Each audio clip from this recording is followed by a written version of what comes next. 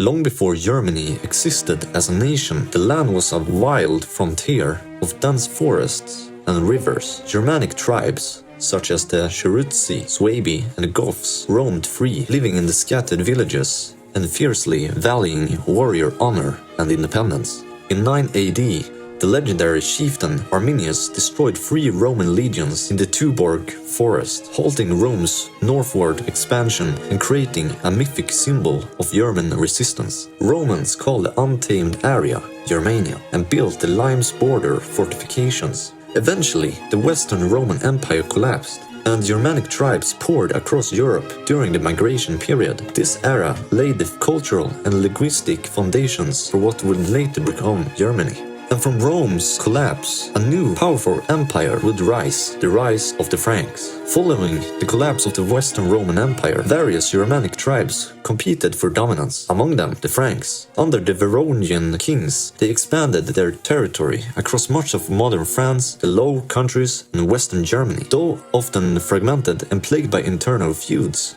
the Franks laid the foundation for the new Christian kingdoms in Western Europe. Their influence would eventually reshape the entire continent. At the height of the Frankish power came one of history's most legendary rulers, Charlemagne and the Collegian Empire. The greatest figure of this age was Charlemagne, called the Goths. Crowned king of the Franks in 1768, he launched dozens of military campaigns that vastly expanded his realm. In the year 800, Pope Leo III crowned him emperor in Rome, reviving the title of emperor in the West and creating a vast Christian empire stretching across modern Germany, France, and northern Italy. Charlemagne was more than a conqueror. He promoted education and culture, the collegian renaissance, standardizing laws, built churches and monasteries, and worked to strengthen central authority. His court became the center of learning that attracted scholars from across Europe. But unity proved short-lived after the emperor's death, the division of the empire and birth of East Francia. After Charlemagne died in 814, his empire quickly faced internal struggles. In 843, the Treaty of Verdun divided the Collegian Empire among his 3 grandsons.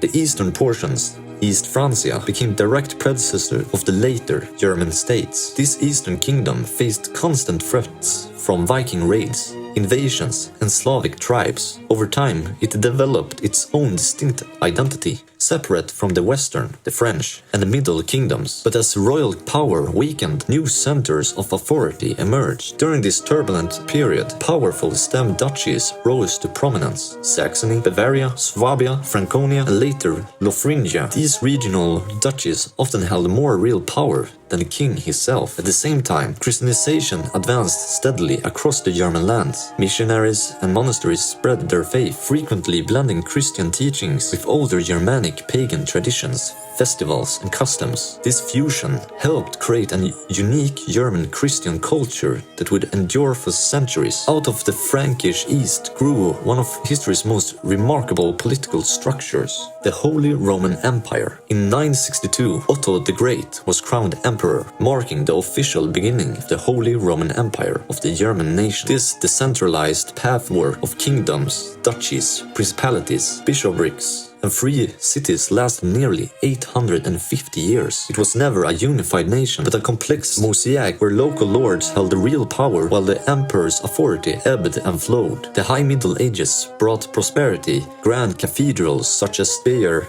and Cologne, and the transition of knightly culture and minnesang poetry. But the later centuries saw the devastation of the 30 Years' War, which killed up to a third of the German population. The empire finally dissolved when Napoleon forced Emperor Francis II to abdicate. After centuries of fragmentation, new ideas and conflicts reshaped the German lands, Reformation and the Enlightenment. In 1570, Martin Luther nailed his 95 Theses to the church door in Wittenberg, sparking the Protestant Reformation and forever splitting Western Christianity. The movement spread rapidly across northern and central Germany, fueled by a new printing press. The religious divide led to bloody conflicts, but also to cultural flourishing. Baroque palaces, grand libraries, and universities thrived. Prussia rose under the militaristic soldier king and his son Frederick the Great, who turned it into a European power while raising Enlightenment ideas. But in the late 18th century, German philosophers like Kant and Schiller and composers Bach, Mozart, Beethoven placed the German lands at the center of European intellectual and artistic life. The winds of revolution and nationalism swept across a divided landscape, the German Empire. Napoleon's conquests ended the Holy Roman Empire and planted seeds of German nationalism. After his defeat, the German Confederation emerged as a loose alliance. In 1871, Otto von Bismarck masterminded the unification of Germany under Prussian leadership following victorious wars against Denmark, Austria, and France. The German Empire was born in the halls of mirrors at Versailles. It rapidly became Europe's industrial powerhouse with enormous advances in science, engineering, and culture. Yet it remained politically conservative, with growing social tensions and colonial ambitions. This golden yet restless era ended catastrophically in the trenches of World War I. Defeat and crisis gave way for fragile hope. The Weimar Republic. After the Kaiser's abdication, Germany became a democratic republic for the first time. The Weimar era was a wild mix of extremes: groundbreaking art, cabaret culture, and social liberation on one side, hyperinflation, political violence, and deep resentment of the Treaty of Versailles on the other. It was a time of dazzling creativity and dangerous instability. Economic collapse of 1929 paved the way for radical forces to rise, then became one of history's darkest chapters. The Third Reich, World War II. Adolf Hitler and the Nazis seized power in 1933, turning Germany into a totalitarian dictatorship. They rebuilt the economy and infrastructure, but at the horrific cost of suppressing all opposition, persecuting Jews and minorities, and ultimately unleashing World War II.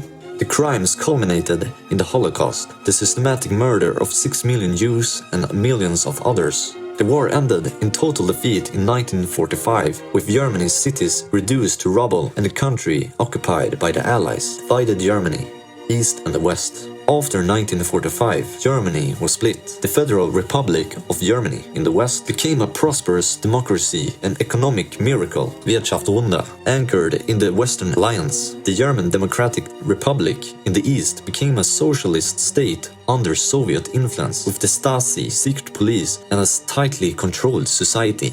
The Berlin Wall, built in 1961, became the ultimate symbol of the Cold War's divisions. While the West enjoyed freedom and growing wealth, the East struggled with shortages but maintained strong social equality and industrial output. Finally, the long-divided nation came back together, reunification and modern Germany. The fall of the Berlin Wall in 1989 and the reunification in 1990 marked one of the most joyful moments in modern European history. Germany quickly became the economic engine of Europe once more. Today's Federal Republic is a stable democracy known for engineering excellence and a strong social market economy. It faces contemporary challenges: an aging population, energy transition, immigration, and geopolitical tensions, but remains one of the world's most prosperous and influential nations. From ancient tribes to today's federal democracy, Germany has continually reinvented itself while carrying the weight and lessons of its complex past.